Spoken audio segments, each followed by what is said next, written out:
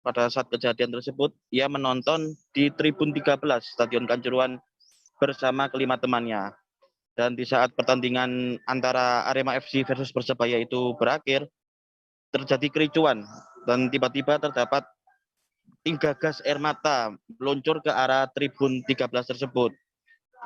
Dan seketika itu asap gas air mata pun keluar dan langsung membuat mata Iqbal perih serta membuat dadanya sesak.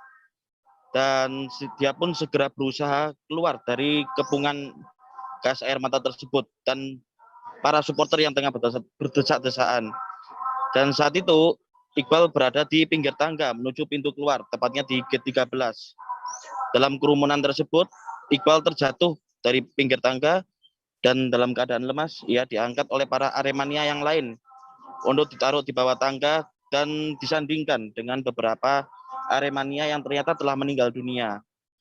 Namun dalam keadaan lemas itu ia pun berusaha keluar dari G13 dan melalui tembok ventilasi G13 yang telah dijebol oleh beberapa Aremania yang lain. Dan saat berjuang untuk keluar itu, dia mengaku mengalami perut dan kakinya tergores hingga memar. Setelah berhasil keluar dari stadion, Iqbal pun mengarah ke parkiran sepeda motor dan langsung bergegas pulang ke rumah. Namun dia mengaku sempat pingsan di pinggir jalan ketika berada di wilayah Pakis Aji. Namun setelah itu ditolong oleh beberapa Aremania yang lain. Iqbal mengaku bersyukur bisa selamat dari tragedi Kanjuruhan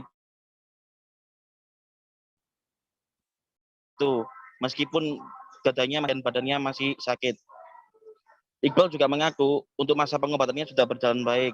Pada Minggu 2 Oktober lalu, ia telah dirujuk ke Rumah Sakit Saiful Anwar atau RSSA Malang. Lalu pada Senin hari esoknya, ia dipulangkan dan melakukan rawat jalan dengan diberi sejumlah obat oleh dokter. Begitu rekan Dea. Baik, terima kasih rekan Kuku untuk laporan Anda. Selamat bertugas kembali. Kita beralih ke informasi berikutnya, Tribuners. Rizky Bilar telah ditetapkan sebagai tersangka atas kasus kekerasan dalam rumah tangga atau KDRT terhadap Lesti Kejora. Meski sempat menginap di Polres Metro Jakarta Selatan, namun ternyata polisi belum menahan pria 27 tahun tersebut. Hari ini dikabarkan pemeriksaan terhadap Rizky Bilar juga masih berlanjut. Untuk mengetahui informasi lebih detailnya akan disampaikan rekan Ihwana Mutuwah Miko, reporter dari Warta Kota yang sudah bergabung bersama kami di sana. Silakan rekan. Iya, terima kasih rekan Dea. Untuk Rizky Bilar sendiri saat ini sudah naik statusnya menjadi tersangka atas laporan sang istri Lesti Kejora. Untuk Bilar sendiri sebelumnya telah diperiksa oleh penyidik dan akhirnya statusnya naik menjadi tersangka. Usai itu dia kembali menjalani pemeriksaan karena statusnya sudah naik menjadi tersangka. Sampai dengan hari ini sejak pukul 10 tadi Rizky Bilar masih akan menjalani pemeriksaan lebih lanjut terkait dengan kasus KDRT yang diperbuatnya kepada Lesti Kejora. Seperti itu rekan Dea. Baik, Tribuners, rekan Miko juga sudah mendapatkan keterangan dari Hotmas Sitompul selaku kuasa hukum dari Rizky Bilar. Berikut liputannya kami tampilkan. Belum. Udah diam, tenang. Oke, Bang, silakan Bang. Malam ini kedatangannya di Polres Jakarta. Oke. Pertanyaannya apa ini? Ya. Malam ini kedatangannya Bang. Saya diminta untuk mendampingi Rizky. Ya udah itu. Dengan status tersangkanya seperti apa Bang sekarang ini Bang? Apakah akan ada penahanan? Ya belum pada waktunya lah. Tentu kita ajukan segera permohonan penangguhan penahanan. Kita tunggulah 1 hari 2 hari ya. Untuk kondisi Rizky Bilar sendiri di dalam seperti ya, apa? tentu letih sekali dan kita minta supaya ditunda dulu sebentar. Ada berapa pertanyaan tadi Bang? Itu rahasia. Bang, udah tahu gimana Bang? Bang, apakah Bilar nginap di sini Bang malam ini Bang? Apa tuh? Apakah Bilar akan nginap malam ini di sini Bang? Kelihatannya begitu. Ya, saya datang, kalian semua tahu bahwa kami orang yang suka berdamai. Itu yang dicatat ya. Di dalam pembelaan kami selalu menekankan perdamaian. Cukup ya? Berarti Bang, Bila minta damai bang. Pertimbangannya apa? Saya balikkan sama kalian. Apakah kita harus mendamaikan orang atau bikin orang menjadi ribut? Kan punya jawaban sendiri ya. Oke? Bang, kenapa ada perpindahan kuasa hukum bang? Kenapa ada perpindahan? Kok tahu perpindahan? Sebelumnya Makanya pertanyaannya apakah bekerja sama yang lain? berarti satu tim ya. Betul. Berarti masih. Berarti abang sejak awal Sejak awal memang abang yang Kenapa megang. abang mau jadi kuasa hukumnya Rizky Bilar? Itu pertanyaan yang tidak perlu dijawab. Kalau kamu yang minta tolong saya, terus saya ditanya, kenapa mau tolong kamu? Ya susah jawabnya. Artinya masih Sepanjang orang minta tolong, Bang, ada yang ingin kita harus disampaikan, bantu ya. Bang kesehatannya seperti apa Bang? Upaya gimana bang? Kalian yang tanya kan, Diam. saya pesen apa? Saya minta kalian juga ikut mendamaikan, tidak memanas-manaskan situasi. Oke, terima kasih ya. Upaya damainya seperti Ya apa kita Bang? tunggu dulu nanti pelapornya. Saya belum ketemu pelapor. Bang, sudah komunikasi dengan bang. Udah ada komunikasi bang, Sudah Lesti. komunikasi dengan bang Sandi. Sorry sedikit. Kuasa hukum Lesti Gimana, Kejora. Saya tahunya kuasa hukum yang pertama sudah dicabut. Saya tidak akan menerima kuasa sebelum kuasa sebelumnya dicabut. Untuk ketemu Bang Sandi, Sandi, bang, ketemu Sandi. Abang sudah ada komunikasi. Lihat aja nanti kalau dirasakan perlu. Orang dalam gangguan jiwa atau ODGJ yang tinggal di Rumah Perlindungan Sosial atau RPS Kabupaten Sampang, Madura melahirkan di kamar mandi. Wanita diketahui berinisial CM, 25 tahun, awalnya hendak membuang air kecil. Namun tiba-tiba mengalami sakit perut alias kontraksi hingga melahirkan. Informasi terakhir yang didapat, masih belum diketahui siapa ayah dari si bayi tersebut, mengingat orang yang tega menghamili CM masih misteri. Untuk laporan lengkapnya akan dilaporkan rekan Hanggara Pratama, reporter Tribun Madura yang sudah siap dengan informasinya. Silakan rekan Hanggara. Baik, terima kasih rekan Dea. Dapat kami melaporkan bahwa peristiwa melahirkan yang dialami salah satu penghuni RPS atau Rumah Perlindungan Sosial di Kabupaten Sampang, Madura, yakni berinisial CM berusia 25 tahun secara spontan, karena awalnya yang bersangkutan hendak ke kamar mandi, namun tiba-tiba mengalami kontraksi dan tidak membutuhkan waktu lama. CM melahirkan seorang anak tepatnya pada tanggal 10 Oktober 2022 dini hari. Dengan insiden itu, seketika petugas RPS membawa CM dan bayi yang berjenis kelamin perempuan ke tempat pelayanan medis untuk mendapatkan perawatan. Kemudian hingga saat ini CM dan putrinya kondisinya sehat, bahkan si bayi sudah dititipkan ke salah satu panti asuhan di Kabupaten Jombang, Jawa Timur. Akan tetapi atas peristiwa itu Dinas Sosial memiliki PR karena hingga saat ini masih belum diketahui siapa ayah dari si bayi tersebut. Mengingat orang yang tega menghamili CM masih misteri. Berdasarkan keterangan dari Kepala Bidang Rehabilitasi Sosial Zainal Mutakin, jika CM berada di RPS sejak 2015 silam. Sedangkan kehamilan CM mulai diketahui sejak 2 bulan yang lalu, di mana kehamilannya sudah berusia 8 bulan.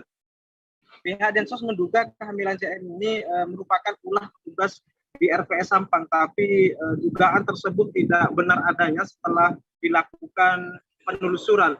Kemudian setelah dianalisa lebih dalam, ternyata CM pernah keluar dari RPS seorang diri selama 2 hari, tepatnya pada Desember 2021. Sehingga Dinsos menduga saat CM keluar pada saat itu, ada orang yang tega menghamilinya karena sesuai hitungan kandungan dinilai memang tepat dari Desember 2021 menurut saya. Kemudian alasan CM diperbolehkan keluar pada saat itu karena CM dianggap sudah menjadi keluarga di RPS dan kejiwaannya dinilai sudah membaik.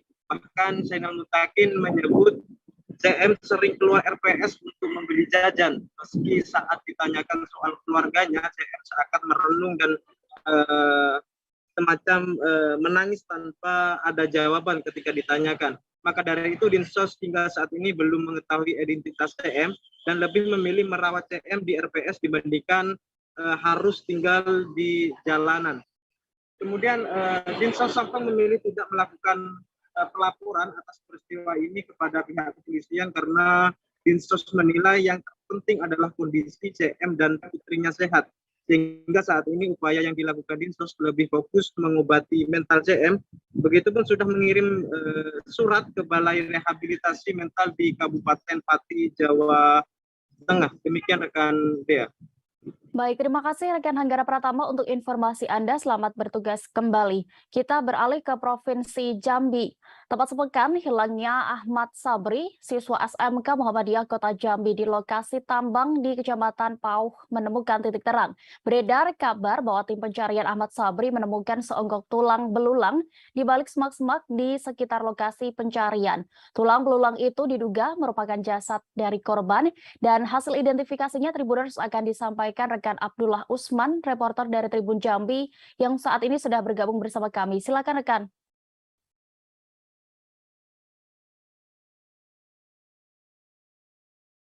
Halo, rekan Abdullah Usman. Baik, rekan Dea dan Tribuners dimanapun Anda berada. Benar sekali, tim SAR dan TNI Polri, juga masyarakat dan pihak perusahaan berhasil menemukan diduga korban hilang yang bernama Ahmad Sabri, usia 18 tahun, yang merupakan siswa dari SMK Muhammadiyah yang ada di Kota Jambi. Penemuan tersebut terjadi pada kemarin, tanggal 12 Oktober 2022 di kawasan tambang yang berada di Kecamatan Pauh, Kabupaten Sarawangun, Provinsi Jambi. Untuk diketahui sendiri, Tribuners, Ahmad Sabri ini sempat dinyatakan hilang pada tanggal 5 Oktober 2022 lalu. Dengan demikian sudah lebih kurang sepekan hilangnya korban, dan pada kemarin baru berhasil ditemukan oleh tim gabungan setelah melakukan pencarian secara beruntun siang dan malam. Namun hingga saat ini pihak kepolisian masih belum memastikan apakah tulang yang ditemukan tersebut merupakan milik ataupun korban yang hilang ataupun almarhum, karena hingga saat ini pihak kepolisian juga masih menunggu hasil pemeriksaan lebih lanjut di RSUD Kabupaten Sarawangun. Namun dari hasil penguatan dari hasil penemuan tersebut di sekitar lokasi ataupun di sekitar temuan tengkorak juga didapati beberapa barang-barang yang identik dengan korban, di antaranya sepatu boot, kemudian pakaian, handphone, dan juga alat GPS dan identitas nama yang tercantum bernama Ahmad Sabri di lokasi kejadian. Untuk sementara saat ini jasad sudah dibawa ke RSUD Sarawangun untuk dilakukan identifikasi dan otopsi dan masih menunggu kabar selanjutnya. Sementara Kapolres Sarawangun AKBP Anggun Cahyo SIK dikonfirmasi dari update terbaru hari ini, pihaknya masih menunggu hasil otopsi dan masih memeriksa beberapa saksi terkait kejadian tersebut, mengingat lokasi tersebut berada di kawasan tambang yang juga merupakan lokasi tempat siswa tersebut magang. Demikian Dea dari Kabupaten Sarawangun, Provinsi Jambi.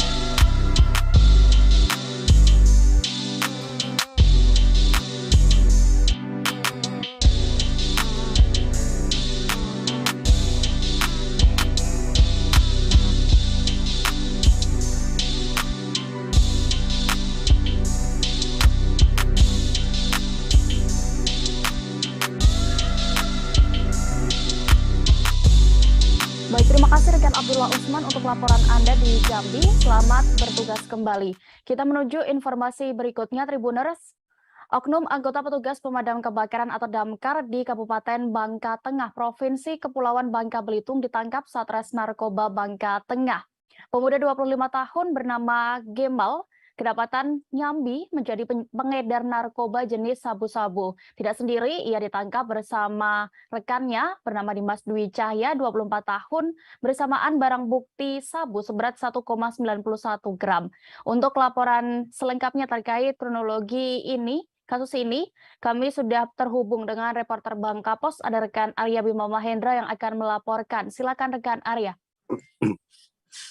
Ya, baik, terima kasih rekan Dea dan pemirsa Tribuners. Perlu saya sampaikan bahwa memang pada hari Selasa tanggal 11 Oktober 2022 dini hari sekira pukul 00.15 WIB ini telah dilakukan penangkapan terhadap dua orang pemuda di Kelurahan Badang Mulia, Kecamatan Kobak, Kabupaten Bangka Tengah, yang mana keduanya kedapatan memiliki dan menguasai narkotika jenis sabu-sabu serta melakukan pengedaran narkoba di sekitaran wilayah tersebut. Dan perlu saya sampaikan bahwa dua orang pemuda tersebut ini beridentitas atas nama Gegi Maldini alias Gemal berumur 23 tahun dan Dimas Dwi Cahya berumur 24 tahun. Dan perlu saya sampaikan untuk si pelaku atas nama Gegi Maldini atau Gemal ini sendiri merupakan salah seorang pegawai ataupun petugas di pemadaman kebakaran di Kabupaten Bangka Tengah yang berstatus sebagai tenaga honorer. Perlu saya sampaikan bahwa pengungkapan ataupun penangkapan terhadap kedua pelaku tersebut ini terjadi pada hari Selasa lalu, Selasa dini hari, di mana pada dini hari sekitar jam 00.15 WIB kedua pelaku ini sedang berada di salah satu di belakang rumah warga yang berada di Kelurahan Badang Mulia, Kecamatan Kabupaten Bangka Tengah.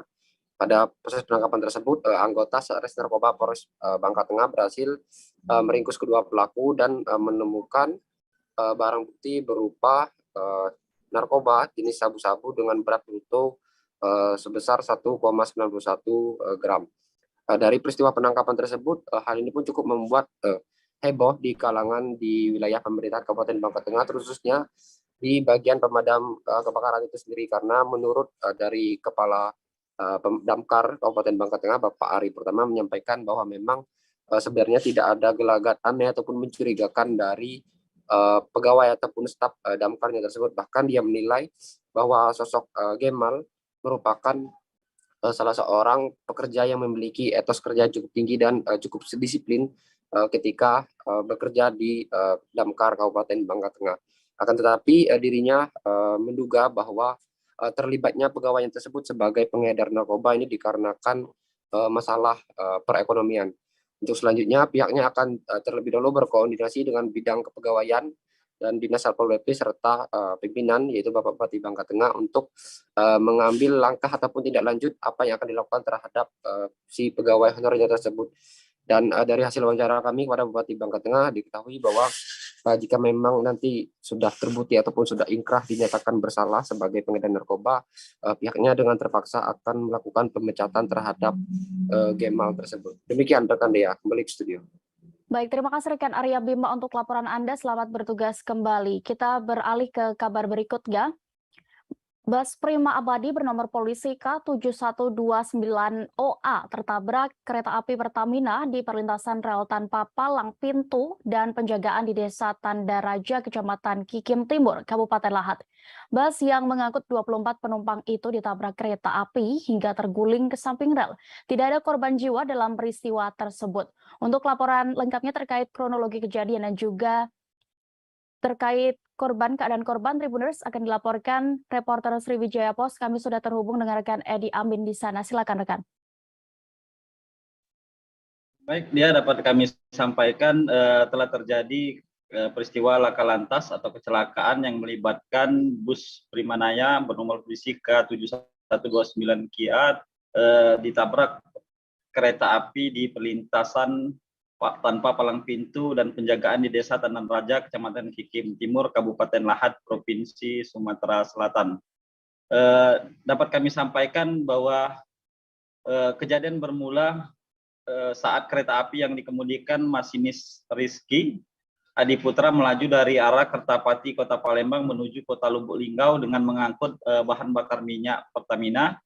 Namun sekitar pukul 12.30 atau tepatnya melintas di lokasi, tiba-tiba datanglah bus dari arah Kota Lahat tujuan Pekanbaru yang dikemudikan Kusdiana, warga Kabupaten Ciamis, Provinsi Jawa Barat.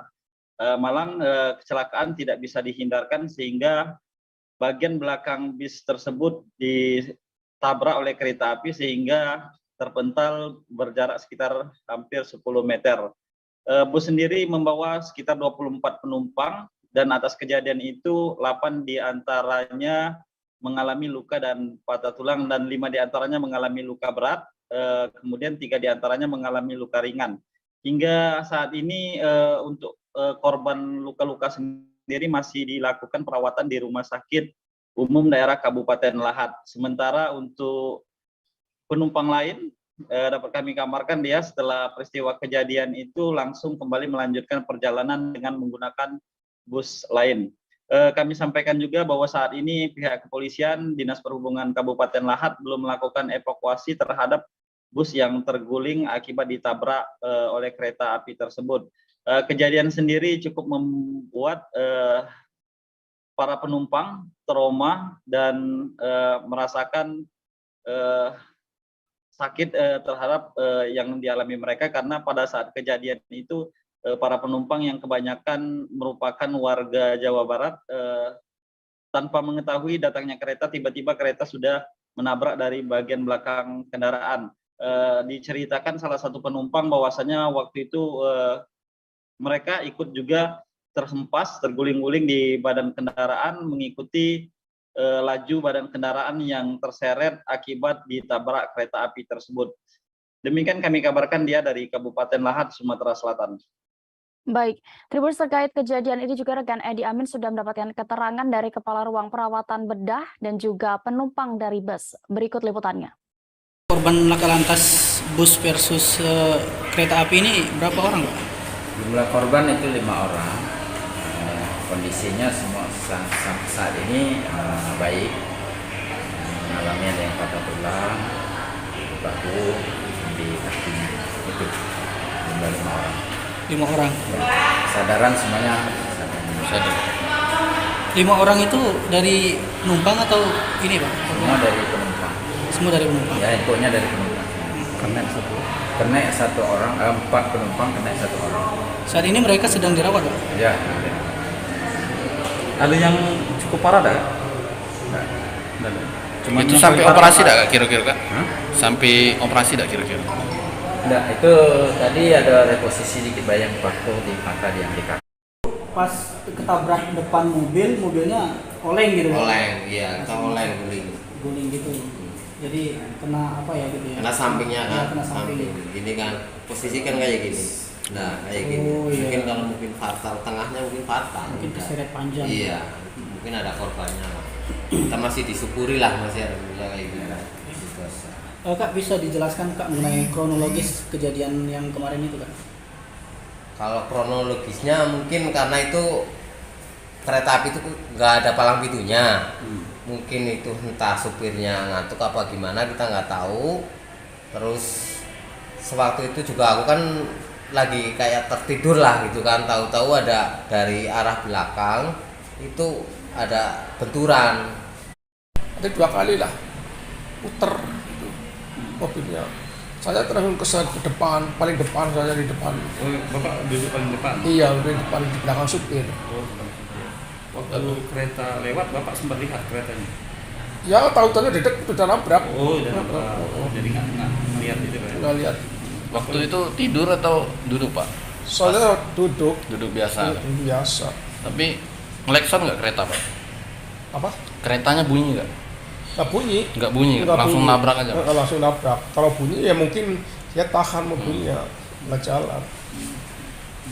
Pak, pas kejadian itu apa yang Banjir bandang kembali melanda Desa Tasikmadu, Kecamatan Watulimo, Kabupaten Trenggalek, Jawa Timur. Banjir kali ini merupakan banjir susulan yang sebelumnya sempat menerjang ratusan rumah warga. Rumah warga bernama Mahmudi menjadi satu di antara sejumlah rumah yang rusak dan terendam lumpur lebih dari 1 meter.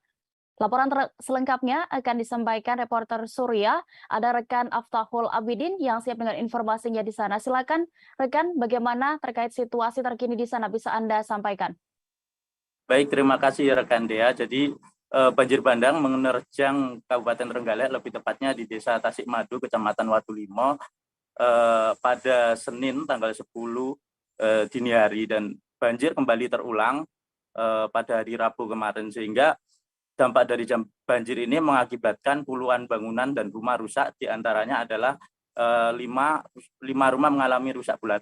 Salah satu rumah yang rusak ini adalah rumah milik Mahmudi yang berada di bantaran Sungai Wancir, tepat tempat luapan air sungai yang mengakibatkan banjir bandang ini. Rumah tersebut hasil pantauan kami menunjukkan tertutup material lumpur dan kekayuan sekitar lebih dari 1 meter, sehingga rumah otomatis tidak bisa digunakan. Ketika kejadian, Mahmudi beserta penghuni rumah lain yang terdiri dari mertuanya, istri, dan 5 anaknya memang sudah bersiaga kalau ada banjir bandang menerjang wilayah tersebut.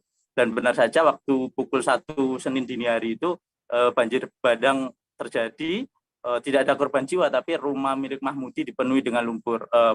Akibatnya banyak barang yang hilang, banyak barang yang tidak terselamatkan, dan hanya beberapa seperti pakaian, beberapa alat elektronik yang masih bisa dibawa pergi. Dan akibat terendam lumpur itu juga rumah Mahmudi tidak bisa dihuni.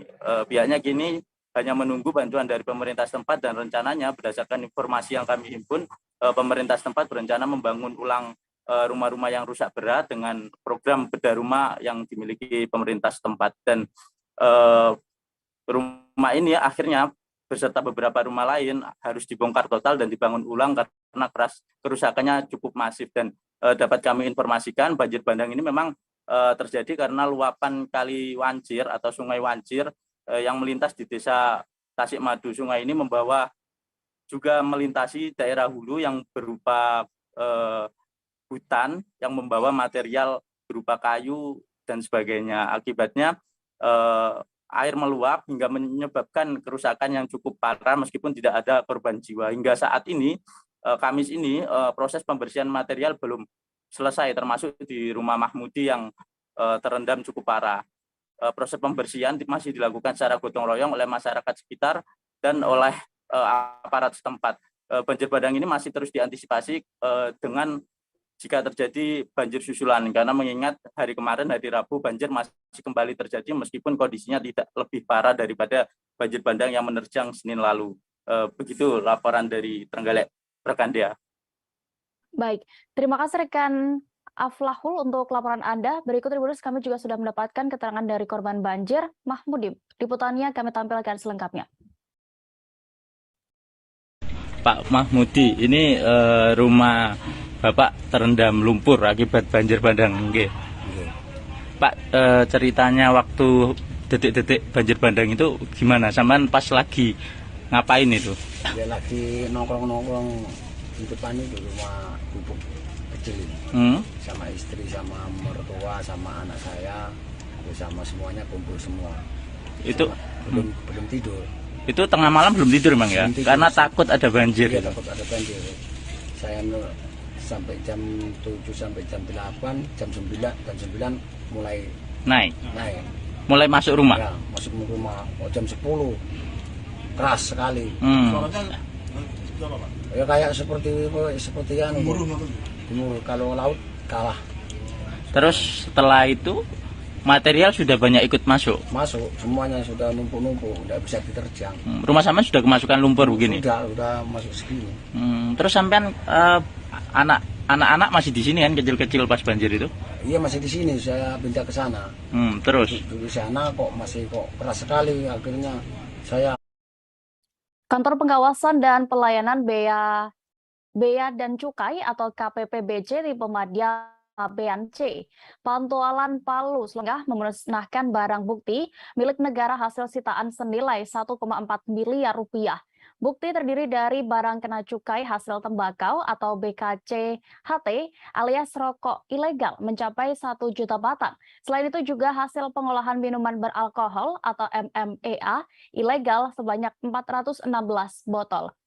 Laporan lengkapnya akan disampaikan rekan Alan Syahrir, reporter dari Tribun Palu yang sudah bergabung bersama kami. Silakan rekan.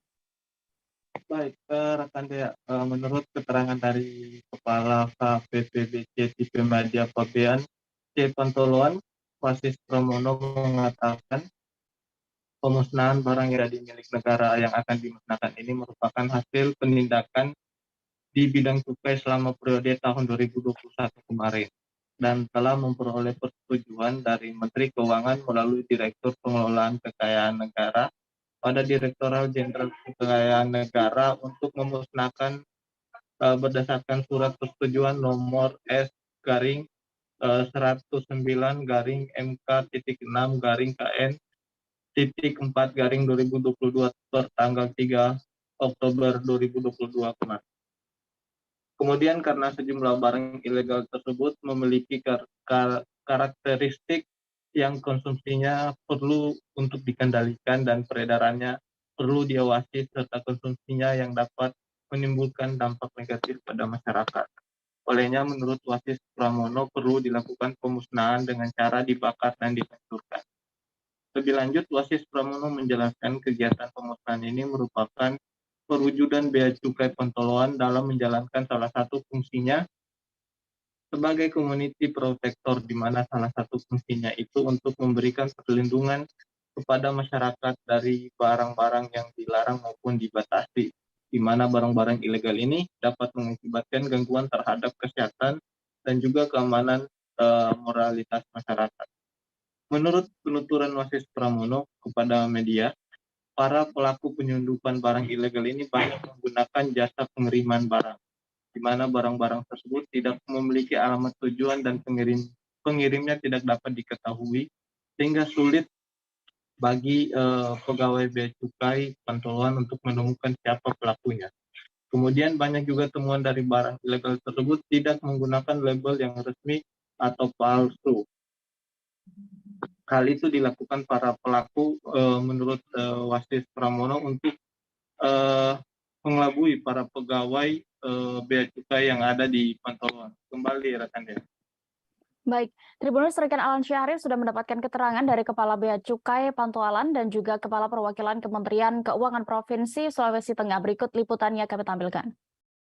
Dan di bidang cukai selama tahun 2021, jadi kami melaksanakan 33 penindakan di tahun 2021 dan sesuai dengan ketentuan yang berlaku karena sifatnya konsumsinya perlu diawasi dan peredarannya perlu dikendalikan, makanya barang milik negara ini harus dimusnahkan. Barang bukti ini apakah pada saat masuk di pelabuhan atau disita atau sudah berada di barang-barang ini kami peroleh dari rata-rata modusnya dari melalui kiriman, usaha kiriman yang tentunya mereka sudah familiar dengan tidak diketahui pengirim maupun penerima barangnya. Oleh karena itu tidak memenuhi unsur-unsur untuk dilanjutkan sebagai penyidikan, makanya kami tetapkan sebagai barang milik negara seperti itu. Mengoptimalkan kinerja Bea Cukai Pantoloan ini kita kolaborasi apa yang kiranya perlu ditingkatkan, Pak? Ya, jadi tadi Pak Wasis juga sudah singgung kalau di bagian pengawasan pusat kita hanya 11 orang. Nah, jadi kalau semata hanya mengandalkan dari kapasitas sumber daya internal ya tentu nggak cukup. Nah, dan di berbagai operasi daripada pengawasan itu memang sumber informasi itu yang dibutuhkan. Nah, baru kita menggunakan sumber daya. Nah, jadi itu yang saya masukkan. Jadi dukungan daripada intelijen, dukungan daripada masyarakat yang melihat adanya peredaran barang-barang ilegal. Nah, kemudian juga dari rekan-rekan mitra kerja, Forkopimda misalnya yang mengetahui atau ada tangkapan atau ada informasi yang terkait dengan barang-barang ilegal. Nah, ini sangat membantu supaya sumber daya yang ada di KPBC ya, di Pantoloan ini tentunya bisa optimal. Karena tanpa ada informasi ya jadi nggak optimal gitu ya. Jadi kita harus ada informasi yang terukur sebelum kita melakukan penindakan. Pemerintah kota menunda sejumlah rencana kegiatan kemeriahan Hari Ulang Tahun ke-21 Kota Batu, Malang, Jawa Timur. Perubahan ini dilakukan untuk menghormati kondisi Malang Raya yang tengah berduka akibat tragedi Kanjuruhan pada 1 Oktober 2022 lalu. Sejumlah agenda yang dirancang awalnya dijadwalkan diselenggarakan pada Oktober digeser pada November. Informasi lebih detailnya akan disampaikan rekan Beni Indo, reporter dari Surya Malang yang sudah bergabung bersama kami. Silakan rekan Beni dengan informasi Anda. Selamat siang Dea dan selamat siang Tribunnya. Saya laporkan langsung dari Kota Batu. Memang benar sejumlah agenda ataupun kegiatan yang awalnya direncanakan pada bulan Oktober untuk memperingati hari ulang tahun ke-21 Kota Batu ini digeser pada bulan berikutnya, yakni bulan November. Wali Kota Batu, Dewan Tirupoko, menjelaskan penggeseran kegiatan ini dilakukan secara mendadak pasca terjadinya peristiwa kerusuhan di Stadion Kanjuruhan. Karena pasca peristiwa tersebut, kondisi Malang Raya tengah berduka dan Dewanti tidak ingin kemudian kemeriahan ulang tahun Kota Batu ini diselenggarakan di tengah duka masyarakat Malang Raya akibat peristiwa yang ada di Stadion Kanjuruhan. Beberapa kegiatan yang memang sangat meriah ataupun menjadi pusat perhatian masyarakat digeser pada bulan November, namun beberapa kegiatan yang cukup sakral seperti mengunjungi makam para pendahulu ataupun sesepuh Kota Batu, kemudian anjang sana ke keluarga-keluarga para sesepuh itu masih dilaksanakan dalam skala kecil. Demikian dia laporan dari Kota Batu. Baik, terima kasih rekan Beni Indo untuk informasi Anda. Selamat kembali bertugas. Kita beralih ke informasi selanjutnya. Sejumlah infrastruktur di Kabupaten Nrekang, Sulawesi Selatan mengalami kerusakan akibat hujan deras dan angin kencang. Satu di antaranya yakni robohnya jembatan Napoan di Dusun Baraka, Desa Matajang, Kecamatan Maiwa, Nrekang. Aliran listrik di satu dusun juga terputus imbas dari tiang listrik yang ambruk. Untuk laporan lengkapnya terkait kondisi di sana akan disampaikan reporter Tribun Timur. Ada rekan Erlan Saputra yang siap dengan informasinya. Silakan rekan. Baik, terima kasih untuk rekan Dea. Jadi saat ini saya berada di Kabupaten Nrekang melaporkan. Jadi beberapa hari yang lalu itu terjadi bencana alam di sejumlah wilayah di Kabupaten Nrekang. Salah satunya yang terjadi di Kecamatan Maiwa yang tepatnya berada di Desa Lamajang. Jadi seperti yang di depan yang digambar bahwasanya ini adalah satu-satunya jembatan penghubung antar dua kecamatan dari Kecamatan Maiwa ke Kecamatan Bungin ya. Akibatnya dari kerusakan ini membuat satu dusun sempat terisolasi selama 2 hari. Kemudian adapun bencana ini disebabkan karena meluapan air sungai di desa tersebut dan mengakibatkan sekitar 1.000-an atau 2.000-an lebih masyarakat itu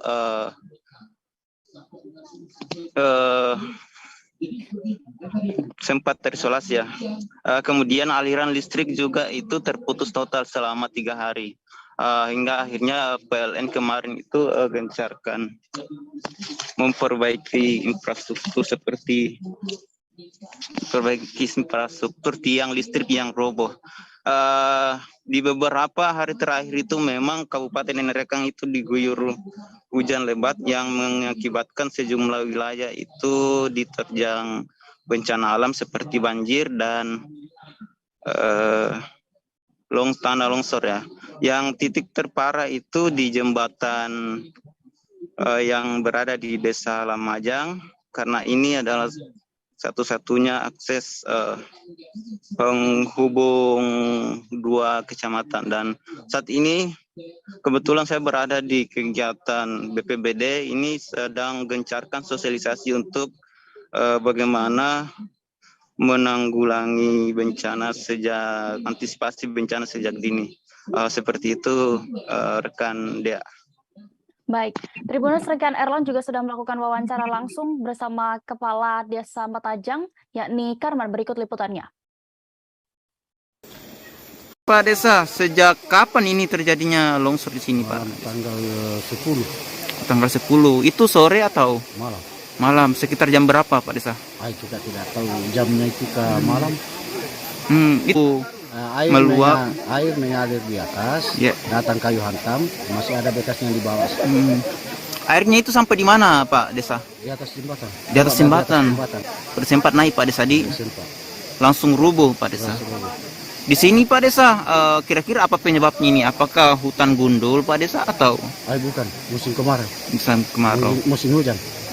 Di desa itu sudah berapa lama terjadi hujan? Apakah satu hari itu sudah Pokoknya hujan? kalau di kampung sini kan ada memang bilang orang hujan per tahun, 12 tahun baru terjadi lagi seperti ini.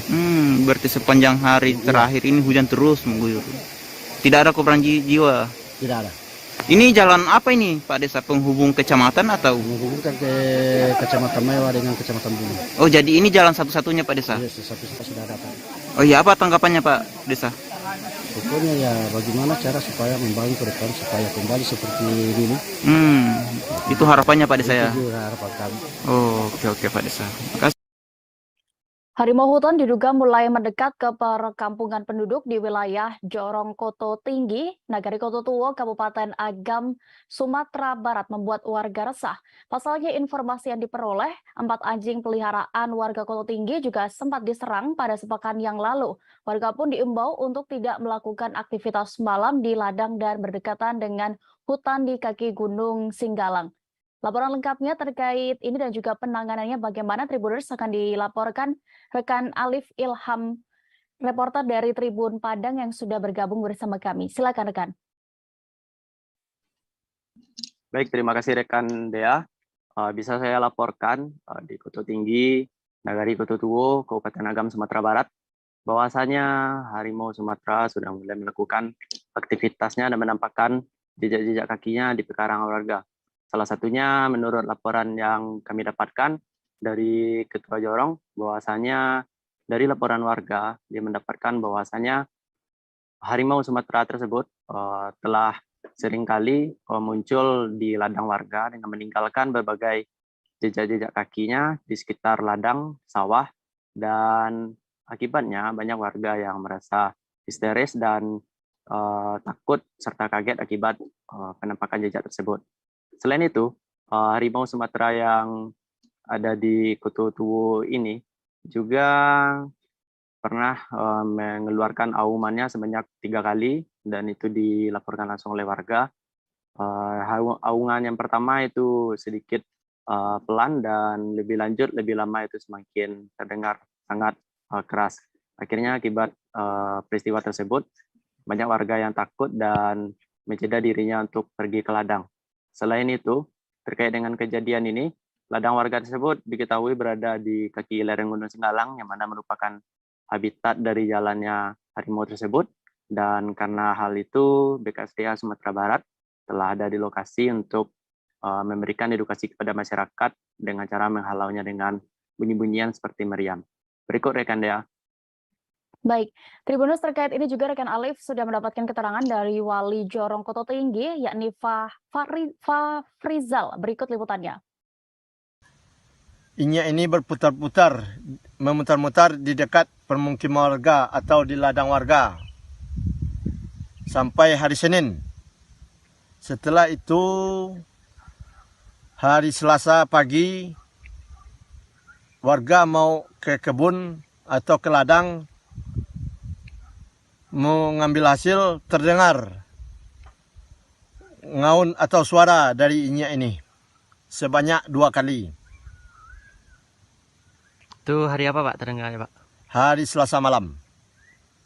Hari Selasa pagi, bukan Selasa malam, Selasa pagi. Oh, dari cerita warga itu setelah mendengar suara dari harimau ini, apa yang warga lakukan Pak? Kalau setelah warga mendengar suara ini, warga langsung menelepon saya dan suruh melapor kepada orang BKSDA. Tetapi orang BKSDA cuman hari Selasa sore yang bisa. Tetapi hari Seninnya orang BKSDA udah melakukan pengusiran dengan bunyi-bunyian seperti meriam dari sprutus, meriam dari karbit selama dari pukul 5 sampai pukul 10 malam. Selama 2 malam, Senin sama Selasa malam. Hasil rembuk rakyat Partai Solidaritas Indonesia atau PSI Nusa Tenggara Timur telah menyatakan dukungannya untuk Ganjar Pranowo untuk diusung menjadi calon presiden 2024 mendatang pada tanggal 3 Oktober 2022 lalu. Ketua DPD Partai Solidaritas Indonesia Kabupaten Sika menyatakan dukungan itu merupakan sebuah langkah yang tepat. Informasi lebih detailnya akan disampaikan rekan Albert Aquinaldo, reporter dari Tribun Flores. Silakan dengan informasi Anda, rekan. Selamat siang rekan Dea dan Tribuners di mana saja berada. Dari Kabupaten Sika kami melaporkan bahwa pengurus DPD Partai Solidaritas Indonesia menyatakan kesiapannya untuk memenangkan Ganjar Pranowo di pemilu 2024 mendatang.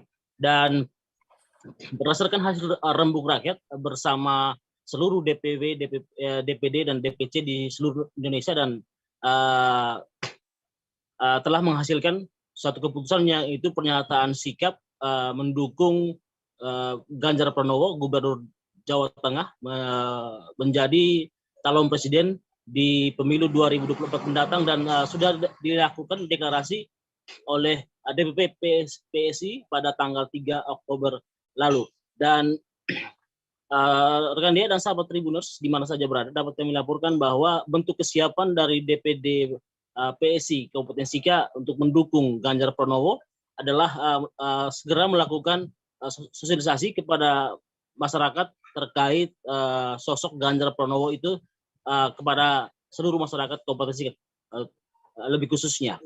Terus dapat kami laporkan juga saat ini DPD Partai Solidaritas Indonesia Kabupaten Sika sedang mempersiapkan verifikasi faktual yang akan dilaksanakan pada tanggal 15 Oktober sampai 4 November dan Partai PSI Kabupaten Sika sendiri menargetkan akan merebut satu fraksi pada pemilihan legislatif 2024 mendatang. Dan kami juga menginformasikan rekan Dea dan sahabat Tribuners di mana saja berada bahwa untuk saat ini pada pemilihan legislatif kali lalu di 2 tahun 2019 lalu DPD PSI Kabupaten Sika tidak atau gagal mengirimkan wakilnya ke kursi DPRD Sika. Namun pada pemilu 2024 mendatang selain mereka bersiap untuk memenangkan Ganjar Pranowo sebagai Presiden Republik Indonesia, mereka juga akan merebut satu fraksi di DPRD Kabupaten Sika. Demikian rekan Dea dan Tribuners yang dapat kami laporkan dari Kabupaten Sika. Baik, terima kasih untuk informasi Anda rekan Albert. Selamat kembali bertugas. Kita beralih ke informasi selanjutnya. Sekretaris DPD Partai Demokrat Maluku Utara, Junaidi Baharudin mengatakan Sofifi, ibu kota provinsi Maluku Utara selama ini tengah mati suri. Junaidi mengatakan hal tersebut akan disampaikan sebagai aspirasi daerah, lebih khususnya dari Dewan Pimpinan Daerah Partai Demokrat Maluku Utara. Dirinya juga mengatakan akan menyampaikan ke pimpinan-pimpinan di pusat dalam hal ini, misalnya kementerian. Untuk informasi lebih detailnya terkait maksud dari perkataan beliau, Tribuners akan disampaikan reporter Tribun Ternate ada rekan Amri Besi yang sudah bergabung bersama kami. Silakan rekan. Terima kasih Sekretaris DPD Partai Demokrat Maluku Utara, Junaidi Baharudin mengatakan Sofifi ibu kota provinsi Maluku Utara mati suri. Ya, Tribuners terkait dengan Sofifi ibu kota provinsi Maluku Utara selama dalam kondisi mati suri karena dari segi pembangunan saat ini tidak terlaksana. Selain itu, Junaidi Baharudin mengatakan bahwa sampai sebagai inspirasi pada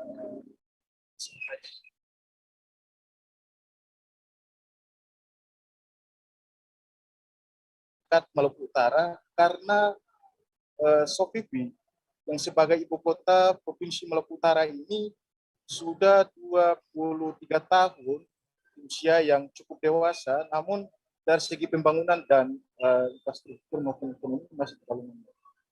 Itu Junaidi Bahrudin menyampaikan langsung kepada ketua PPP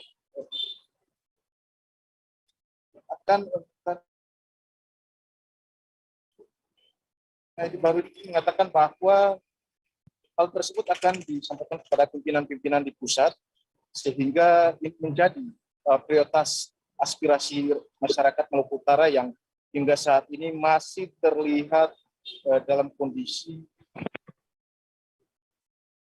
Terima kasih. Baik, terima kasih rekan Amri Besi untuk laporan Anda. Selamat kembali bertugas. Kita beralih ke Jawa Tengah, Tribuners.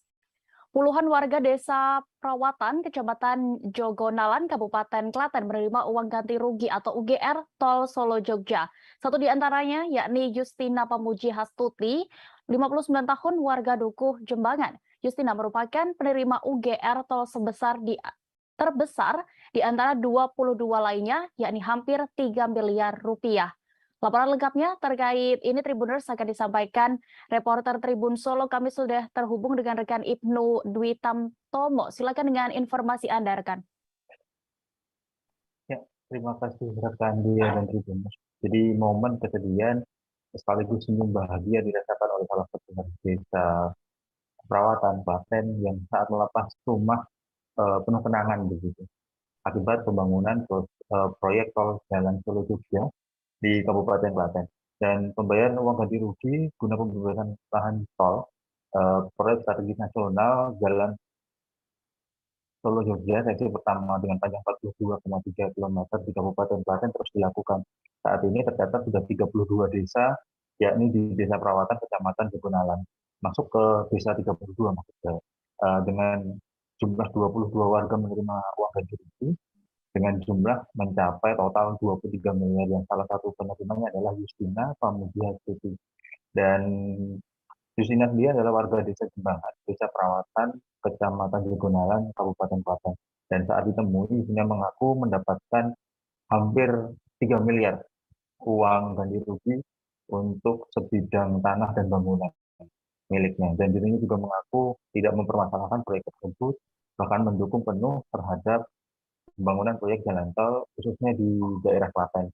Dan dirinya sendiri mengakui bahwa rumah dan pekarangannya full terkena proyek jalan tol, dan rumah tersebut berada tepat di titik tengah proyek jalan tol di Jalan Jogja Solo, tepatnya di Kecamatan Jogonalan di Desa Perawatan.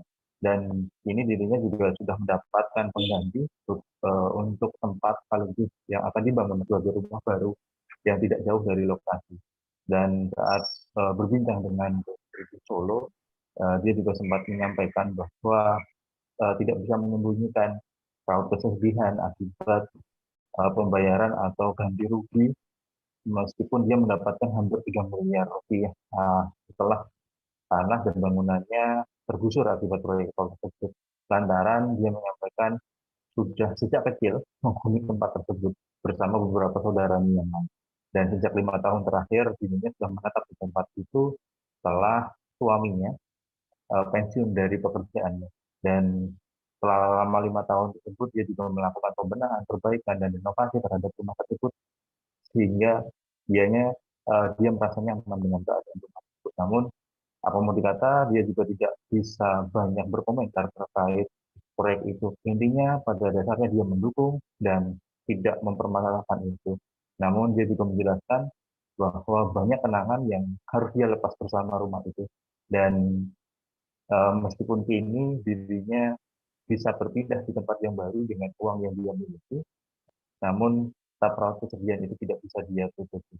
Dan untuk saat ini dia sedang membangun proyek rumah di tempat yang tidak begitu jauh dari tempatnya. Dan untuk kedepannya dia juga akan berpindah lokasi. Dalam artian tidak hanya menetap di satu tempat saja, lantaran setelah rumah itu dibangun, nantinya dia juga akan lebih sering mengunjungi anak-anaknya. Lantaran untuk saat ini dia merasa sudah tidak memiliki rumah atau kenangan yang masa lalu. dan nantinya rumah yang akan dibangun tersebut akan diberikan kepada anaknya untuk ditempati dan dia akan berpindah. Intinya dia tidak akan menetap di satu tempat saja dan nantinya dia akan di Balikpapan dan juga di Klaten untuk menghabiskan masa tuanya. Dan untuk saat ini dia juga menyampaikan bahwa hanya akan menikmati hidup, yaitu mengurusi hidup-hidupnya. Begitu rekan ya. Baik, terima kasih rekan Ibnu untuk informasi Anda di Klaten, Jawa Tengah. Selamat bertugas kembali.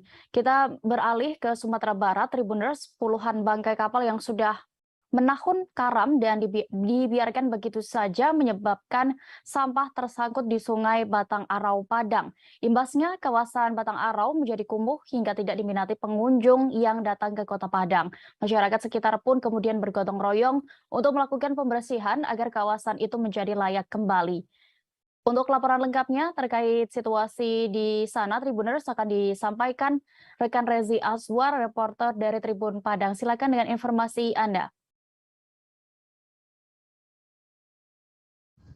Iya, Dea, kemarin dilaksanakan gotong royong bersama di kawasan Kelurahan Batang Arau, ini aliran Sungai Batang Arau di Kecamatan Padang Selatan, Kota Padang, Provinsi Sumatera Barat, di mana gotong royong ini merupakan program dari Pemko Padang, di mana guru bersama di setiap kecamatan, dan kemarin di Padang Selatan, tepatnya di Kelurahan Batang Arau. Untuk Kelurahan Batang Arau sendiri, kemarin guru bersama dihadiri oleh petugas dari Dinas Pemadam Kebakaran, Dinas Perhubungan, masyarakat sekitar, dan juga BPBD. Sedangkan di aliran Sungai Batang Arau ini banyak terdapat bangkai kapal yang tidak diangkut oleh pemiliknya dan dibiarkan begitu saja hingga menahun, sehingga bangkai-bangkai kapal ini merusak pemandangan yang ada di kawasan Batang Arau. Padahal Batang Arau ini memiliki potensi untuk menjadi kawasan wisata karena berdekatan dengan Jembatan Siti Nurbaya dan berdekatan dengan Gunung Padang. Untuk jumlah bangkai kapal sendiri, kami berhasil menghimpun dari wawancara Camat Padang Selatan, Bapak Jasman, yaitu diperkirakan bangkai kapal yang ada di Batang Arau terdapat sebanyak 30 sampai 40 unit, dan ini bangkai kapal ini akan diangkut atau diangkat ke atas lalu dibawa dengan mobil Dinas Lingkungan Hidup. Kemarin sudah dilakukan upaya mengangkut bagian kapal, namun karena berat dan saat itu sedang pasang, hanya sebagian dari bangkai kapal yang bisa diangkut. Selanjutnya, untuk kedepannya akan terus dilakukan gotong royong bersama di Kelurahan Batang Arau, tepatnya di Sungai Batang Arau, untuk pengangkutan bangkai kapal sendiri. Berdasarkan Camat Padang Selatan, nantinya kawasan Batang Arau ini akan dijadikan, direncanakan atau dicanangkan untuk menjadi lokasi wisata. Masyarakat juga sekitar juga berharap dapat ditingkatkan atau dijadikan lokasi wisata air gitu. Begitu deh. Baik, rekan Rezi, dan Tribuners, berikut kami tampilkan hasil wawancara rekan Rezi bersama Camat Padang Selatan, Jasman, selengkapnya. Yaitu kapal-kapal yang betul-betul tidak dimanfaatkan oleh para nelayan kita. Satu. Yang kedua, kita membersihkan seluruh sampah-sampah yang ada di Batang Arau, termasuk gulma-gulma, rumput-rumput yang ada di pinggiran Batang Arau. Nah, yang ketiga, target kita itu ini butuh koordinasi dengan semua pihak, terutama dengan Pelindo, dengan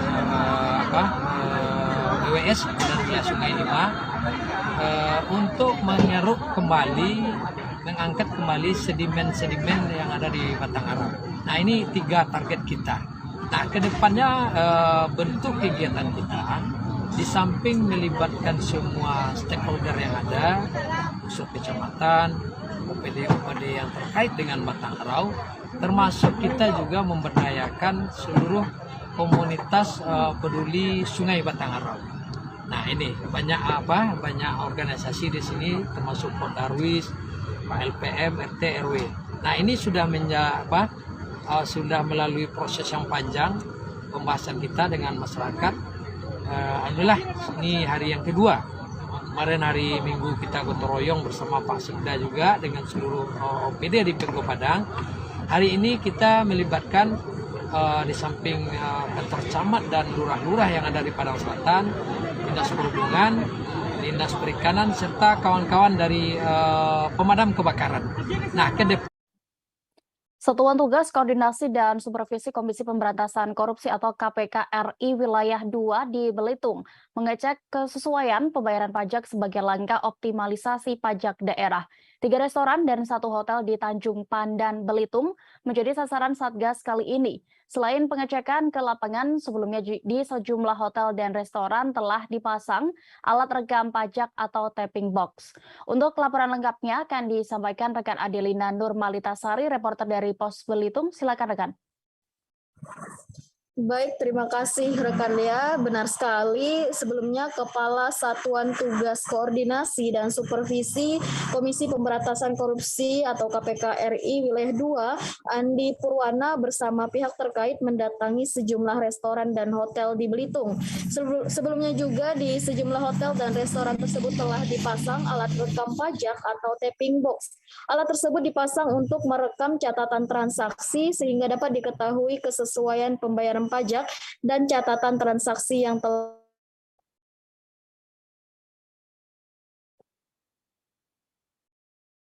terjadi. Dan berdasarkan PPRD Kabupaten Belitung, KPK melihat belum optimalnya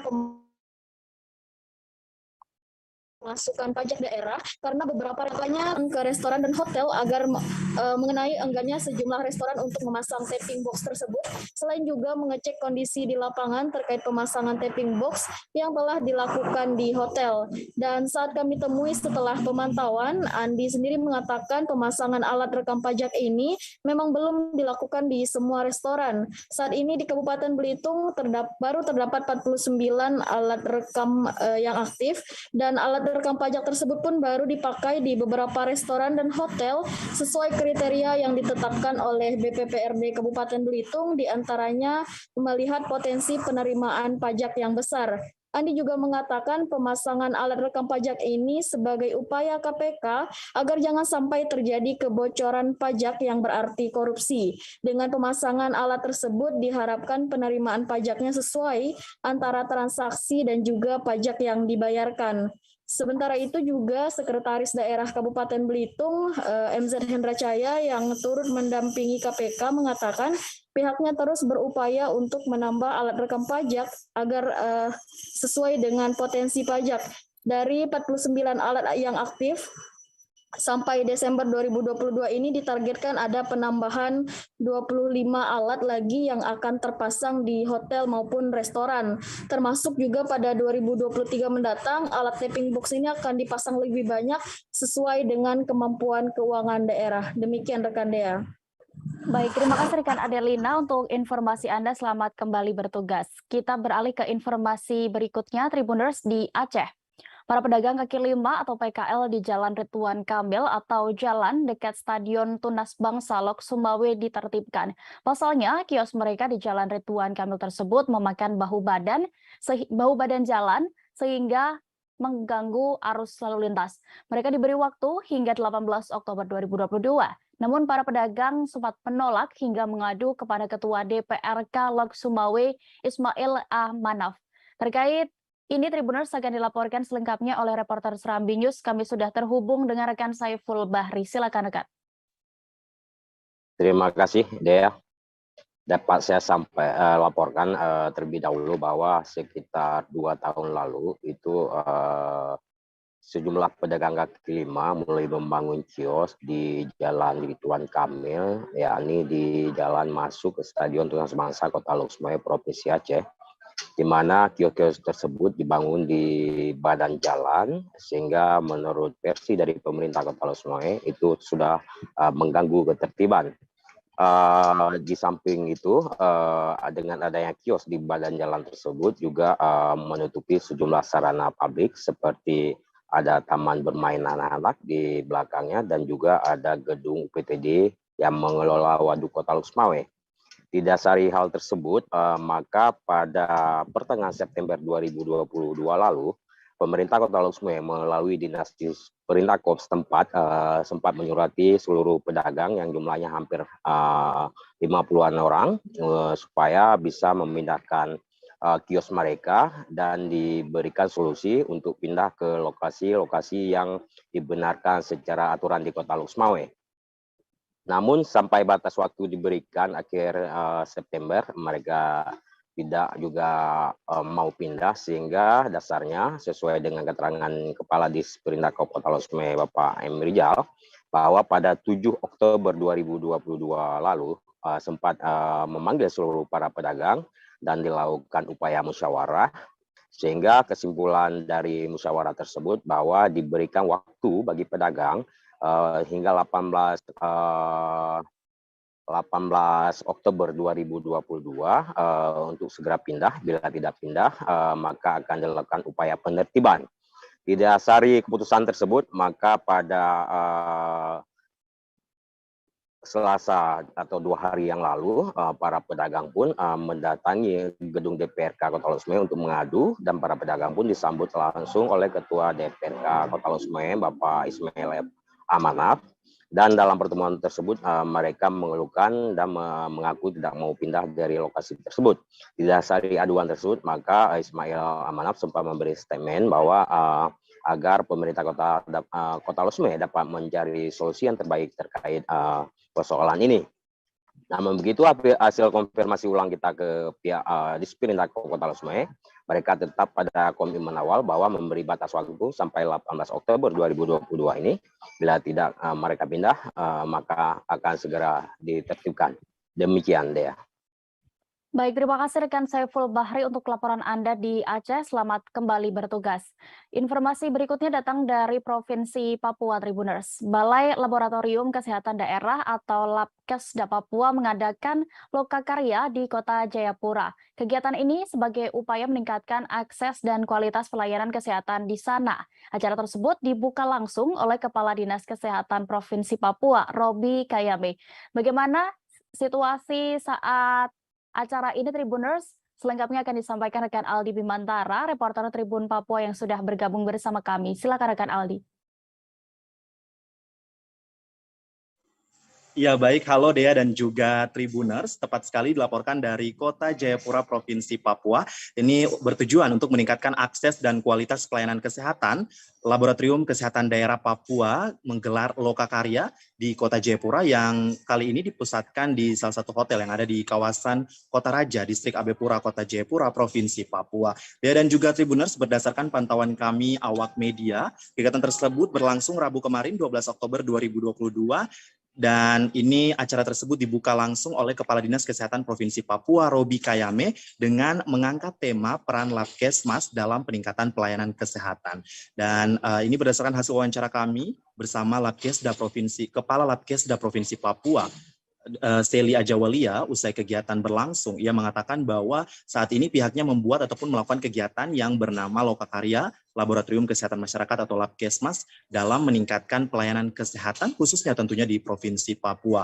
Dea dan juga Tribuners, ketika ditanya soal urgensi diadakannya Lokakarya tersebut, ini Seli menjelaskan bahwa pentingnya saat ini karena telah terjadi transformasi di bidang kesehatan, yaitu surveillance berbasis laboratorium. Ia mengatakan bahwa saat ini pihaknya akan mengarah ataupun menuju menjadi Labkesmas, begitu, dan ia merincikan bahwa dalam Labkesmas ini ada 2 pembagian, yaitu laboratorium medis dan juga kesehatan masyarakat. Dalam laboratorium kesehatan masyarakat juga masih terdapat pemeriksaan lingkungan, sanitasi lingkungan, dan lainnya begitu. Dan sebelumnya memang hanya berbasis pada klinis saja begitu. Ia juga mengharapkan melalui kegiatan ini ataupun lokakarya ini dengan adanya kegiatan ini juga masyarakat maupun mereka yang berada dalam jejaring kesehatan dapat semakin paham bahwa sebagai bentuk preventif dan juga promotif memang lebih baik untuk mengetahui kesehatan diri lewat pemeriksaan dini melalui laboratorium.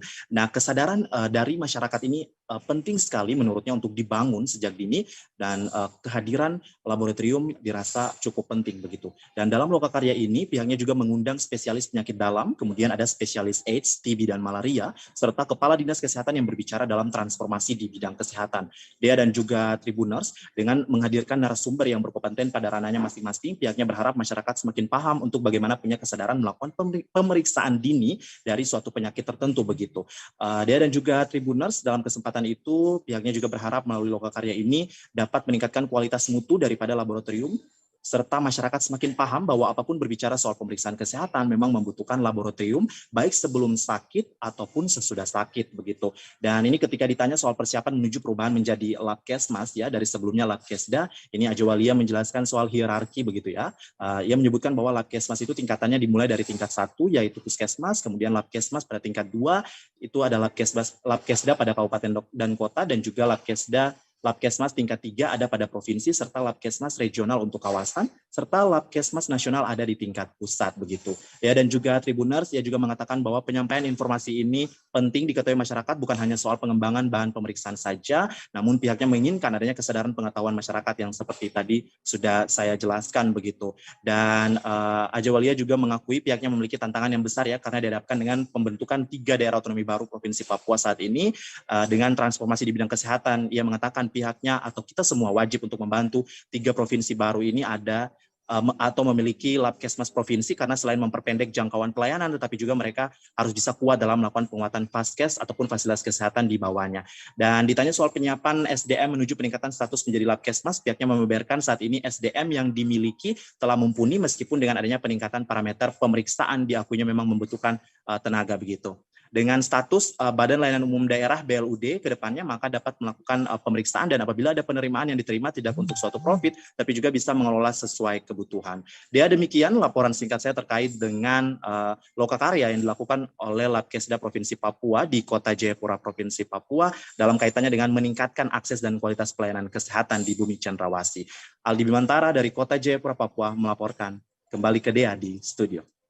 Baik, rekan. Dan berikut Tribuners, rekan Aldi juga sudah mendapatkan keterangan dari Kepala Labkesda Provinsi Papua, Sally Ajowalia. Selengkapnya kami tampilkan. Saat ini kami melakukan atau membuat satu kegiatan namanya Lokakarya Laboratorium Kesehatan Masyarakat dalam meningkatkan laboratorium untuk pelayanan kesehatan. Nah, kenapa? Karena sekarang ini terjadi transformasi di bidang kesehatan, yaitu surveillance itu berbasis daripada laboratorium. Dan saat ini kami akan menjadi Labkesmas, Laboratorium Kesehatan Masyarakat. Di dalam Laboratorium Kesehatan Masyarakat itu ada 2 hal. Ada laboratorium medis dan ada laboratorium kesehatan masyarakat. Kesehatan masyarakat seperti melakukan pemeriksaan lingkungan, toksikologi, bakteriologis makanan, sanitasi lingkungan, dan semuanya. Yang dulunya hanya berbasis pada klinis saja. Nah, kami berharap bahwa dengan adanya Lokakarya ini, masyarakat maupun mereka yang ada pada jejaring kesehatan itu makin paham bahwa di dalam preventif, ya, kemudian promotif itu lebih bagus bagaimana caranya kita tahu kesehatan diri kita. Nah, kesehatan diri kita dimulai dengan laboratorium pemeriksaan dini. Nah, tadi pun juga ada kami mengundang, jadi pembicaranya itu ada dokter spesialis penyakit dalam, Dr. Grace dari HIV/AIDS sebagai endemik di Papua yang menyampaikan Dr. Berry untuk AIDS, TB dan malaria. Kenapa kami mau seperti itu, dan juga kepala dinas bicara tentang transformasi di bidang kesehatan. Kami berharap bahwa masyarakat semakin paham untuk bagaimana mereka harus melakukan pemeriksaan dini dari suatu penyakit yang saat ini penyakit-penyakit yang bilang bukan tidak menular, tetapi memberikan bahaya bagi proses kematian di Indonesia, khususnya juga di Papua. Nah, kami berharap dengan Lokakarya ini baik kualitas mutu daripada laboratorium itu ditingkatkan, tetapi juga masyarakat makin paham bahwa apapun bicara tentang masalah kesehatan, mau dia sakit atau dia belum sakit, untuk melakukan preventif itu dia butuh laboratorium. saat ini kami melakukan atau membuat satu kegiatan namanya Lokakarya, Laboratorium Kesehatan Masyarakat dalam meningkatkan laboratorium untuk pelayanan kesehatan. Nah, kenapa? Karena sekarang ini terjadi transformasi di bidang kesehatan, yaitu surveillance itu berbasis daripada laboratorium. Dan saat ini kami akan menjadi Labkesmas, Laboratorium Kesehatan Masyarakat. Di dalam Laboratorium Kesehatan Masyarakat itu ada dua hal. Ada laboratorium medis dan ada laboratorium kesehatan masyarakat. Kesehatan masyarakat seperti pemeriksaan lingkungan, toksikologi, bakteriologis makanan, sanitasi lingkungan, dan semuanya. Yang dulunya hanya berbasis pada klinis saja. Nah, kami berharap bahwa dengan adanya Lokakarya ini, masyarakat maupun mereka yang ada pada jejaring kesehatan itu makin paham bahwa di dalam preventif, ya, kemudian promotif itu lebih bagus bagaimana caranya kita tahu kesehatan diri kita. Nah, kesehatan diri kita dimulai dengan laboratorium pemeriksaan dini. Nah, tadi pun juga ada kami mengundang, jadi pembicaranya itu ada dokter spesialis penyakit dalam, Dr. Grace dari HIV/AIDS sebagai endemik di Papua yang menyampaikan Dr. Berry untuk STD dan malaria. Kenapa kami mau seperti itu? Dan Presiden Joko Widodo diketahui telah menunjuk Heru Budi Hartono sebagai penjabat Gubernur Jakarta menggantikan Anies Baswedan dan Riza Patria. Pada Rabu 12 Oktober 2022 kemarin, Heru mendatangi Balai Kota Jakarta untuk bersilaturahim dengan Gubernur Anies Baswedan. Pertemuan itu berjalan tertutup. Gubernur DKI Jakarta Anies Baswedan pun menerima secara langsung kunjungan dari PJ Gubernur DKI Jakarta terpilih, yakni Heru Budi Hartono di Balai Kota. Anies mengaku ia dengan Heru hanya berbincang ringan sembari makan siang. Ia mengatakan hal tersebut dilakukan karena bagian dari sebuah proses penjaminan agar pemerintah Provinsi DKI Jakarta berjalan dengan baik ke depannya. Lebih lanjut, Anies menjelaskan bahwa sebelum menuntaskan tugasnya, ia ingin menyampaikan hal-hal yang perlu disampaikan kepada yang bertugas berikutnya atau Heru. Ia menegaskan, ujungnya nanti adalah masyarakat akan merasakan bahwa proses demokrasi yang selalu berujung pada berakhirnya masa jabatan bukan berarti ada interupsi dalam pelayanan pemerintah. Kemudian Anies juga bercerita bahwa ia bersama Heru akan saling sharing hal-hal apa saja yang sudah dikerjakan di DKI Jakarta dan yang belum tuntas. Anies pun menyebut baik Heru sebagai PJ Gubernur DKI Jakarta, hal tersebut karena menurutnya Heru merupakan sosok yang sangat paham dengan seluk-beluk ibu kota. Anies sangat percaya Heru dapat melanjutkan perjuangannya dalam memajukan DKI Jakarta menjadi kota global. Sementara itu, Heru juga menegaskan bahwa pertemuannya dengan Anies hanyalah berbincang ringan. Heru mengatakan bahwa suatu program yang dijalankan oleh seorang pemimpin jangan dilihat dari siapa yang membuat, tetapi untuk apa program tersebut. Kemudian Heru menjelaskan tentunya ke depan akan ada banyak hal-hal yang menjadi tantangan dan atensinya untuk menyelesaikan permasalahan di DKI Jakarta.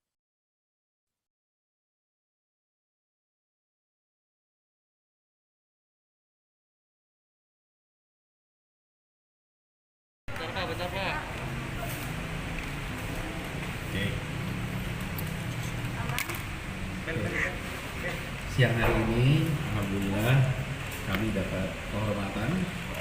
Kami mengundang Bapak PJ Gubernur terpilih, Bapak Heru Budi Hartono, untuk kita silaturahmi, ngobrol, dan ini bagian dari sebuah proses penjaminan agar pemerintahan berjalan dengan baik.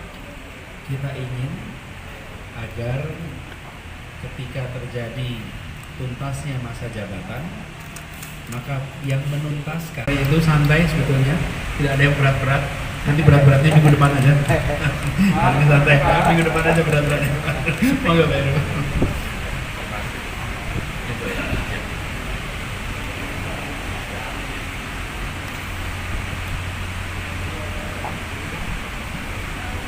Selamat siang rekan-rekan media, tentunya yang saya hormati Pak Gubernur, Pak Anies Baswedan, dan Pak Sekda.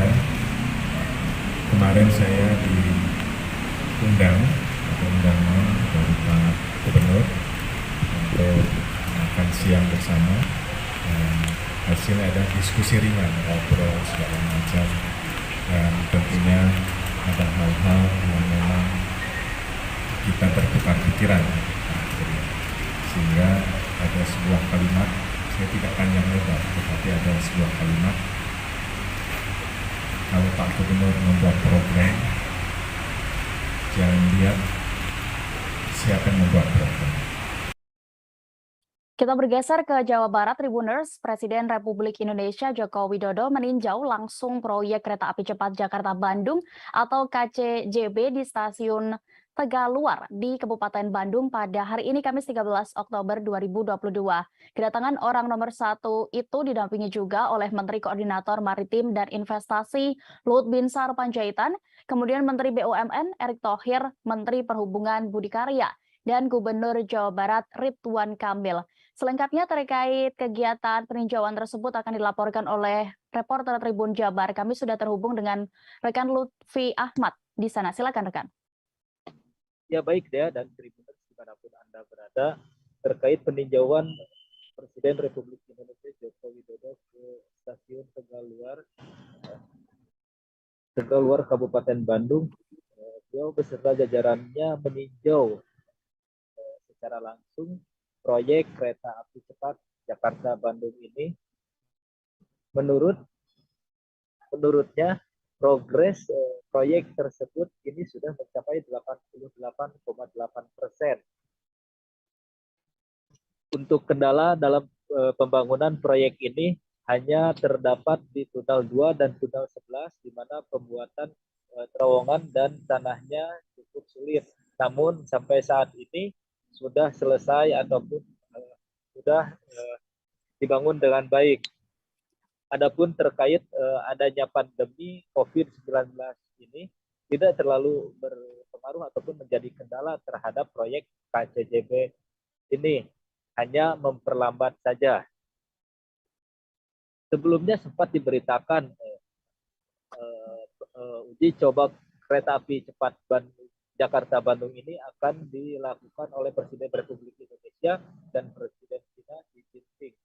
Menurut Presiden Republik Indonesia Joko Widodo, terkait uji coba bersama Presiden China tersebut masih dalam dialog ataupun masih dalam diskusi, belum sampai ke final, belum terdapat kepastian.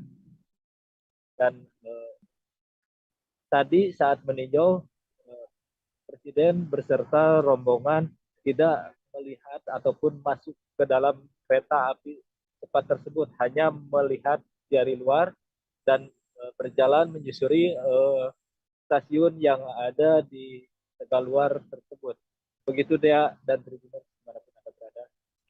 Baik, terima kasih rekan Lutfi Ahmad untuk informasi Anda, dan berikut Tribuners kami tampilkan keterangan dari Presiden RI Joko Widodo selengkapnya. Pagi hari ini kembali saya meninjau progres perkembangan pembangunan kereta api cepat Jakarta-Bandung, utamanya di lokasi stasiun Tegaluar Kabupaten Bandung. Dan saya tadi mendapatkan keterangan bahwa Informasi tadi sekaligus menutup perjumpaan kita dalam live update siang ini. Tribuners, jangan ganti channel Anda karena sesaat lagi rekan kami Yaswinata akan mengupdate informasi seputar dunia olahraga untuk Anda. Dan saya Diamita beserta kru yang bertugas pamit. Terima kasih untuk kebersamaan Anda di live update Tribun News siang. Sampai jumpa.